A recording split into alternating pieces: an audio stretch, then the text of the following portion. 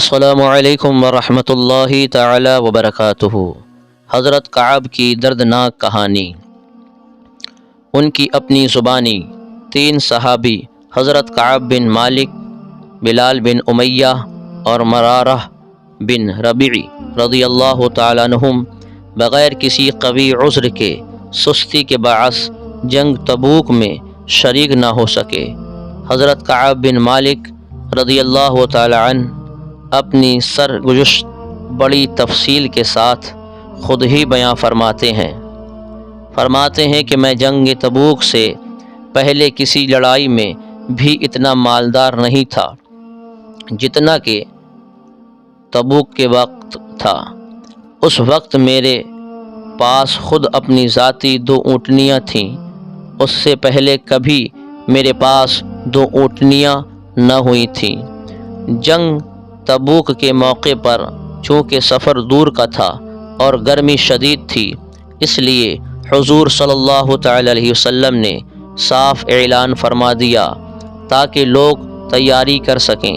چنانچہ مسلمانوں کی اتنی بڑی جماعت حضور کے ساتھ ہو گئی کہ رجسٹر میں ان کا نام بھی لکھنا دشوار تھا، اور مجمع کی کثرت کی وجہ سے کوئی شخص اگر چھپنا چاہتا کہ میں نہ جاؤں اور پتہ نہ چلے تو ہو سکتا تھا اس کے ساتھ ہی پھل بالکل پک رہے تھے۔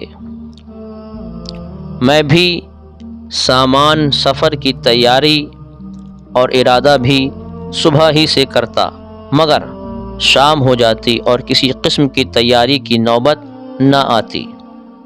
لیکن میں اپنے دل میں خیال کرتا کہ مجھے وسعت حاصل ہے، جب پختہ ارادہ کروں گا تیاری فوراً ہو جائے گی۔ اسی طرح کئی دن گزرتے گئے، حتیٰ کہ حضور صلی اللہ تعالی علیہ وسلم روانہ بھی ہو گئے اور مسلمان آپ کے ساتھ ساتھ، مگر میرا سامان سفر تیار نہ ہوا۔ پھر بھی مجھے یہ خیال رہا کہ 1-2 روز میں تیار ہو کر لشکر سے جا ملوں گا۔ اسی طرح آج کل پر ٹالتا رہا، حتیٰ کہ حضور کے تبوک پہنچنے کا زمانہ آ گیا۔ اس وقت میں نے کوشش بھی کی، مگر سامان نہ ہو سکا۔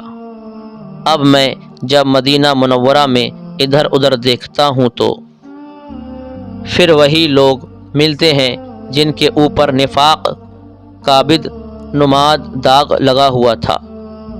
وہ معذور تھے۔ ادھر حضور نے تبوک پہنچ کر دریافت فرمایا کہ کعب نظر نہیں آتے، کیا بات ہے؟ کوئی پریشانی ہوئی؟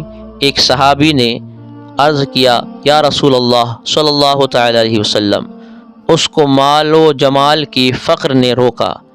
حضرت معاذ نے فرمایا کہ غلط کہا، ہم جہاں تک سمجھتے ہیں وہ بھلے آدمی ہیں، مگر حضور صلی اللہ تعالی علیہ وسلم نے بالکل سکوت فرمایا اور کچھ ارشاد نہ فرمایا۔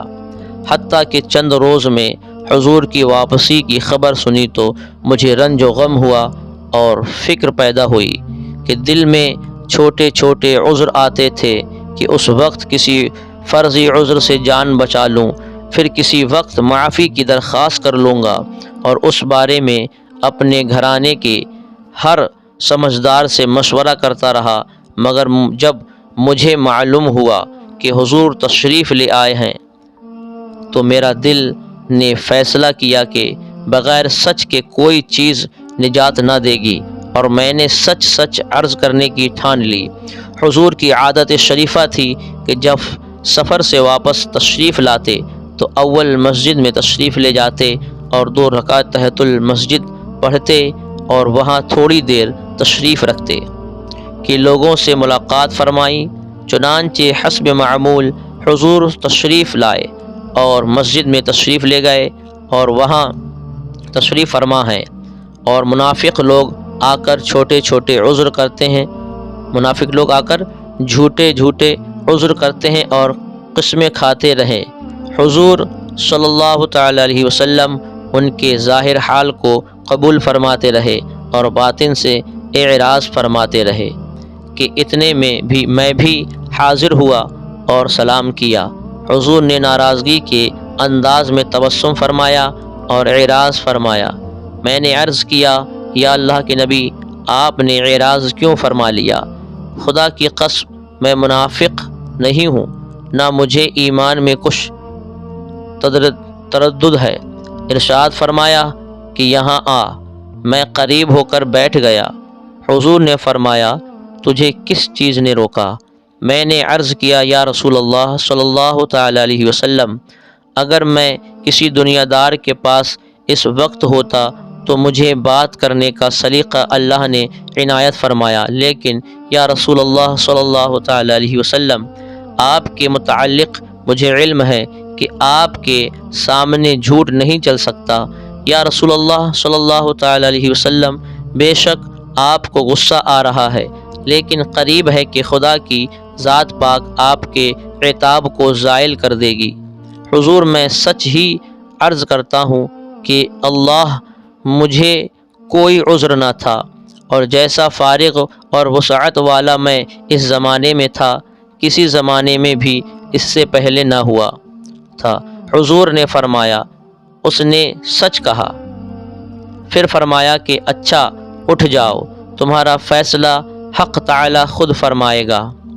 میں وہاں سے اٹھا تو میری قوم کے بہت سے لوگ نے مجھے ملامت کی کہ تو نے اس سے پہلے کبھی کوئی گناہ نہ کیا تھا۔ اگر تو کوئی عذر کر کے حضور سے استغفار کی درخواست کرتا تو حضور کا استغفار تیرے لیے کافی تھا۔ میں نے ان سے پوچھا کہ کوئی اور بھی ایسا شخص ہے جس کے ساتھ یہ معاملہ ہوا ہو؟ لوگوں نے بتایا کہ دو شخصوں کے ساتھ اور بھی یہی معاملہ ہوا ہے۔ انہوں نے بھی یہی گفتگو کی جو تو نے کی، اور یہی جواب ان کو بھی ملا ہے جو تجھ کو ملا ہے۔ ایک ہلال بن امیہ، دوسرے مرارہ بن ربیعی۔ میں نے دیکھا کہ دو صالح شخص، دونوں بدری وہ لوگ کہلاتے ہیں جو بدر کی لڑائی میں شریک ہوئے تھے، جو جنگ بدر ہوئی تھی اس میں شریک ہوئے تھے۔ ان کی بزرگی اور بڑائی مسلم ہے، احادیث میں بھی ان کی بڑی فضیلت آئی ہے، اور کتنے ہی حدیثوں میں ان کی مغفرت اور اللہ تعالیٰ کی ان سے خوش ہونے کی بشارتیں آئی ہیں۔ وہ بھی میرے شریک حال ہیں۔ حضور صلی اللہ تعالی علیہ وسلم نے ہم تینوں سے بولنے کی ممانعت بھی فرما دی کہ کوئی شخص ہم سے کلام نہ کرے۔ اب اس ارشاد کی صحابہ اکرام رضی اللہ تعالیٰ عنہم اجمعین نے تعمیل اس طرح کی کہ دکھائی کہ کعب فرماتے ہیں کہ حضور کی ممانعت پر لوگوں نے ہم سے بولنا چھوڑ دیا اور ہم سے اجتناب کیا، گویا دنیا ہی بدل گئی، حتیٰ کہ زمین باوجود اپنی وسعت کے ہم پہ تنگ معلوم ہونے لگی۔ سارے لوگ اجنبی معلوم ہونے لگے اور در و دیوار بیگانے ہو گئے۔ مجھ سے سب سے زیادہ فکر اس بات کی تھی مجھے کہ میں اس حال میں مر گیا تو حضور جنازے کی نماز بھی نہ پڑھیں گے، اور خدا خواستہ حضور کا وصال شریف ہو گیا اور میں ہمیشہ کے لیے ایسا ہی رہوں گا، اور مجھ سے کوئی کلام کرے گا نہ میری نماز جنازہ پڑھے گا۔ حضور کے ارشاد کے خلاف کون کر سکتا ہے؟ غرض ہم تینوں نے 50 دن اسی حال میں گزارے کہ میرے دونوں ساتھی تو شروع ہی سے گھروں میں چھپ کر بیٹھ گئے تھے۔ میں سب میں قوی تھا، چلتا پھرتا، بازار میں جاتا، نماز میں شریک ہوتا، مگر مجھ سے بات کوئی نہ کرتا۔ حضور کی مجلس میں حاضر ہو کر سلام کرتا اور بہت غور سے خیال کرتا کہ حضور کے لب مبارک جواب کے لیے ہلیں یا نہیں۔ نماز کے بعد حضور کے قریب ہی کھڑے ہو کر نماز پوری کرتا اور آنکھ چرا کر دیکھتا کہ حضور مجھے دیکھتے بھی ہیں یا نہیں۔ جب میں نماز میں مشغول ہوتا تو حضور مجھے دیکھتے، اور جب میں ادھر متوجہ ہوتا تو حضور منہ پھیر لیتے اور میری جانب سے اعراض فرما لیتے۔ غرض یہی حالت گزرتے رہے، اور مسلمانوں کا بات چیت بند کر دینا مجھ پر بہت ہی بھاری ہو گیا۔ تو میں بختاً ابو قتادہ کی دیوار پر چڑھا، اور وہ میرے رشتہ کے چچا زاد بھائی تھے اور مجھ سے تعلقات بھی بہت ہی زیادہ تھے۔ میں نے اوپر چڑھ کر سلام کیا تو انہوں نے بھی سلام کا جواب نہ دیا۔ میں نے ان کو قسم دے کر پوچھا کہ کیا تمہیں معلوم نہیں کہ مجھے اللہ اور اس کے رسول سے محبت ہے؟ انہوں نے اس کا جواب نہ دیا۔ میں نے دوبارہ قسم دی اور دریافت کیا کہ وہ پھر بھی چپ رہے۔ میں نے تیسری مرتبہ پھر قسم دے کر پوچھا کہ انہوں نے صرف اتنا کہا، اللہ جانے اور اس کا رسول۔ یہ کلمہ سن کر میری آنکھوں سے آنسو نکل پڑے اور وہاں سے لوٹ آیا۔ اسی دوران میں ایک مرتبہ مدینہ کے بازار میں جا رہا تھا کہ ایک قطبی کو جو نصرانی تھا شام سے مدینہ منورہ اپنا غلہ فروخت کرنے آیا تھا، یہ کہتے ہوئے سنا کہ کوئی کعب بن مالک کا پتہ بتا دو۔ لوگوں نے اس کو میری طرف اشارہ کر کے بتایا۔ اس میں لکھا ہوا تھا کہ ہمیں معلوم ہوا ہے کہ تمہارے آقا نے تجھ پر ظلم کر رکھا ہے، تجھے اللہ ذلت کی جگہ نہ رکھے اور نہ ضائع کرے، تم ہمارے پاس آ جاؤ، ہم تمہاری مدد کریں گے۔ حضرت کعب بن مالک فرماتے ہیں کہ میں نے یہ خط پڑھ کر انا للہ پڑھی کہ میری حالت یہاں تک پہنچ گئی کہ کافر بھی مجھ پہ طمع کرنے لگے اور مجھے اسلام تک سے ہٹانے کی تدبیر ہونے لگی۔ یہ ایک مصیت اور آئی اور اس خط کو میں نے تندور میں پھینک دیا اور حضور سے جا کر عرض کیا، یا رسول اللہ، اب تو آپ کے اعراض کی وجہ سے کافر بھی مجھ میں طمع کرنے لگے۔ اسی حالت میں ہم پر 40 روز گزرے تھے کہ حضور کا قاصد میرے پاس حضور کا یہ ارشاد لے کر آیا اور اپنی بیوی کو بھی چھوڑ دو۔ میں نے دریافت کیا کہ کیا منشا ہے، اس کو طلاق دے دوں؟ کیا نہیں، بلکہ اس سے علیحدگی اختیار کر لو۔ اور میرے دونوں ساتھیوں کے پاس بھی انہی قاصد کی معرفت یہی حکم پہنچا۔ میں نے اپنی بیوی سے کہہ دیا کہ تو اپنے میکے میں چلی جا، جب تک اللہ تبارک و تعالیٰ اس امر کا فیصلہ نہ فرما دے وہیں رہنا۔ ہلال بن امیہ کی بیوی حضور کی خدمت میں حاضر ہوئیں اور عرض کیا، یا رسول اللہ صلی اللہ تعالی علیہ وسلم، ہلال بالکل بوڑھے شخص ہیں، کوئی خیر گیری کرنے والا نہ ہوگا تو ہلال ہلاک ہو جائیں گے۔ اگر آپ اجازت دیں تو میں کچھ کام کاج ان کا کر دیا کروں۔ حضور نے فرمایا، اچھا، اس بات کی اجازت تجھے ہے مگر قربت نہ ہو۔ انہوں نے عرض کیا، یا رسول اللہ، اس بات کی طرف تو ان کو میلان بھی نہیں۔ جس روز سے یہ واقعہ پیش آیا ہے آج تک ان کا وقت روتے ہی گزرا ہے۔ حضرت کعب فرماتے ہیں کہ اس حال میں 10 روز اور گزرے کہ ہم سے بات چیت، میل جول، اٹھے بیٹھنا سب بند ہو گیا۔ پورے 50 دن ہو گئے۔ 50ویں دن صبح کی نماز اپنے گھر کی چھت پر پڑھ کر میں نہایت غمگین بیٹھا ہوا تھا کہ زمین پر مجھ پر بالکل تنگ تھی اور زندگی دوبر ہو رہی تھی۔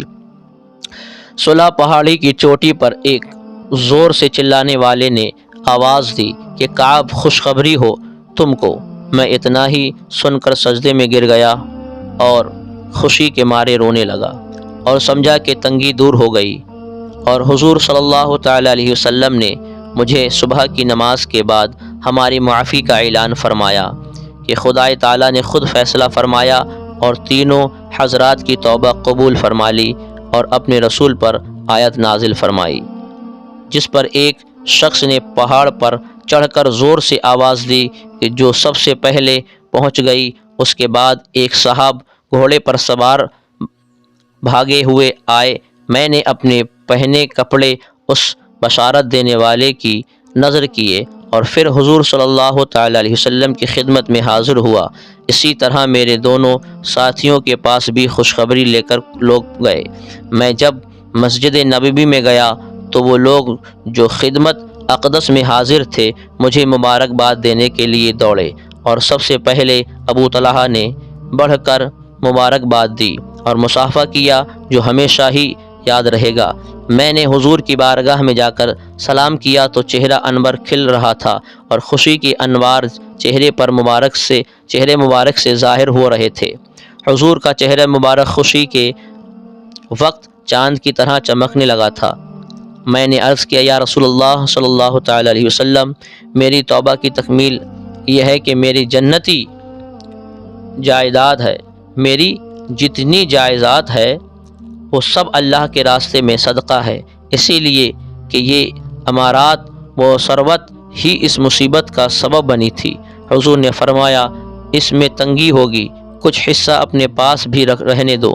میں نے عرض کیا بہتر ہے کچھ حصہ میرے پاس بھی رہنے دیا جائے، مجھے سچ ہی نے نجات دی، اسی لیے میں نے عہد کیا کہ ہمیشہ سچ ہی بولوں گا۔ صحابہ اکرام علیہم السلام رضوان اللہ تعالی علیہ مجمعین کی اطاعت و دینداری اللہ کے خوف کا ایک نمونہ ہے۔ ان پاک لوگوں کی پاکیزہ زندگیوں کی مثال کسی امت میں نہیں ملتی، اور یہ لوگ واقعی خیر الامم ہیں کہ صحیح مصداق دیکھیے کہ سچے دبکے مومن ہیں، جنگ میں ہمیشہ شریک رہے، مگر ایک مرتبہ غیر حاضری پر کیا کیا عتاب ہوا اور اس کو کسی فرمانبرداری سے برداشت کیا کہ 50 دن رو رو کر گزار دیے، اور مال جس کی بدولت یہ واقعہ پیش آیا وہ بھی صدقہ کر دیا، اور دوسرے مسلمان حتیٰ کہ ان تینوں کی بیویاں بھی فرمان رسول پر ان تینوں سے ہر قسم کا تعلق منقطع کر لیتی ہیں، اور حضرت کعب کی طرف سے ایک کافر بادشاہ کا بھی خط بھی آتا ہے جس میں لالچ دیا گیا، مگر حضرت کعب بجائے کسی اشتعال کے نادم ہوتے ہیں اور پہلے سے بھی زیادہ پشیمان ہو کر بارگاہ نبوی میں حاضر ہوتے ہیں، اور خطرہ بھی لاحق ہے کہ کہیں خدا و رسول کی خفگی سے دونوں جہاں برباد نہ ہو جائیں۔ ایک ہم بھی ہیں کہ اللہ اور اس کے رسول کے احکام بھی سامنے ہیں، بڑا حکم نماز ہی کا لے لیجئے کہ پھر دیکھیے کہ ہم اس کی تکمیل کہاں کرتے ہیں، اور جو کرتے ہیں وہ بھی کیسے کرتے ہیں۔ اس کے بعد زکوٰۃ حج کا تو پوچھنا ہی کیا، اس حال میں بھی خرچہ ہوتا ہے۔ اس دردناک کہانی سے یہ بھی معلوم ہوا کہ صحابہ کرام رضی اللہ عنہم دین و مذہب کے سچے اور پکے فدائی اور شیدائی تھے، اور کسی قیمت پر بھی دین کے چھوڑانا نہیں چاہتے تھے، اور جو لوگ معاذ اللہ حضور کے صحابہ کے دین پر اعتراض کرتے ہیں وہ بڑے ناقابلیت اور بے وقوف لوگ ہیں۔ امید کرتا ہوں یہ ویڈیو آپ کو پسند آئی ہوگی۔ اگر آپ اس طریقے کی ویڈیو سننا چاہتے ہیں، اس طرح کی ویڈیو دیکھنا چاہتے ہیں، واقعات سننا چاہتے ہیں، تو ہمارے چینل کو سبسکرائب کر کے بیل آئیکن کو ضرور دبائیں تاکہ روزانہ نصیحت بھرے واقعات آپ حضرات کی خدمت میں یوں ہی پہنچتے رہیں۔ تب تک کے لیے خدا حافظ۔ السلام علیکم۔